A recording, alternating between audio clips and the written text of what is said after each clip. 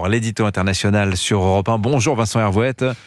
Bonjour Dimitri Pavlenko, bonjour à tous. J'ai l'impression qu'il se moque de moi quand il me dit bonjour. Pas du tout. Hein Bonjour, on a toujours l'impression de se rencontrer. Oui, c'est le cas.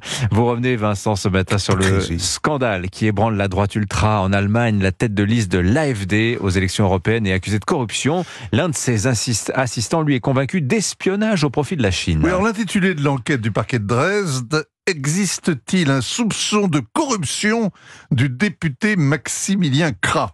Poser ainsi la question, c'est y répondre. S'il n'y avait pas de soupçon, il n'y aurait pas d'enquête. Derrière ce syllogisme, on est peut-être tenté de voir un règlement de compte politique à quelques semaines du scrutin. Après tout, Donald Trump a été soupçonné pendant tout son mandat d'avoir été stipendié par les Russes. C'est à peine si le KGB n'avait pas bourré les urnes. Les médias spéculaient sur les contacts entretenus par le milliardaire et son entourage à Moscou. Les rumeurs salaces ont couru pendant 4 ans, avant que le FBI boucle l'enquête en avouant n'avoir rien trouvé. Effectivement, ça devrait nous rendre méfiants. Mais pour son malheur, Maximilien Krah a un assistant parlementaire d'origine chinoise qui dort derrière les barreaux. Selon les services de contre-espionnage allemands, il surveillait à Berlin les dissidents chinois et à Bruxelles, sous couvert d'un lobbying discret, il rassemblait des infos sensibles transmises à son agent traitant au sein du ministère de la Sécurité de l'État chinois.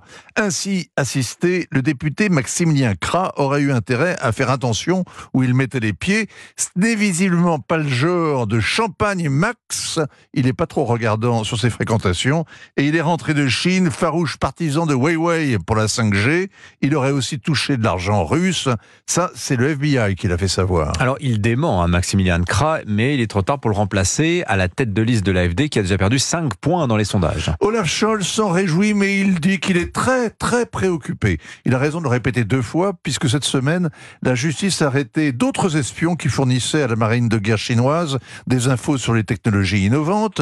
Et ces affaires prouvent que le pillage de l'Europe est permanent, massif, systématique. Les services chinois espionnent les entreprises, piquent les brevets, pénètrent les institutions et façonnent un peu, au moins, les opinions publiques. Cette semaine encore, 2 trentenaires ont été inculpés à Londres, là encore d'anciens assistants parlementaires qui glanaient les infos sensibles auprès de la secrétaire d'État de la Sécurité et de la Commission des Affaires étrangères. Personne, Vincent, ne sait combien il y a d'espions chinois. 100 000 ou peut-être 200 000 au ministère de la Sécurité d'État, et il y a tout le reste, les militaires, les diplomates, les universitaires, enrôlés dans une quête permanente de renseignements. À Bruxelles, siège de l'OTAN, de l'Union européenne, d'une kyrielle de multinationales, la police évalue à 250 seulement le nombre d'agents chinois, au doigt mouillé, avec une main sur les yeux et beaucoup d'optimisme. Mais il y a pire que cette naïveté. Prenez le Royaume-Uni, par exemple, tellement choqué que 2 bons garçons aient écouté aux portes de la Chambre des communes. Les Britanniques feraient mieux de s'interroger sur leur ministre des Affaires étrangères. Quand il dirigeait le gouvernement, David Cameron avait annoncé l'âge d'or avec la Chine, dont le Royaume-Uni serait le meilleur allié en Occident. Il a ouvert les portes du nucléaire et des télécoms aux Chinois, que ses successeurs sont bien en peine de refermer. Après le gouvernement, en guise de pantouflage, il a été catapulté à la vice-présidence d'un fonds d'investissement chinois d'1 milliard de dollars. Il s'est aussi occupé d'un projet chinois à 3 milliards de dollars au Sri Lanka. Et cette semaine, le Foreign Office a refusé de révéler si le ministre s'était récusé de certains dossiers avec la Chine en raison d'un possible conflit d'intérêts.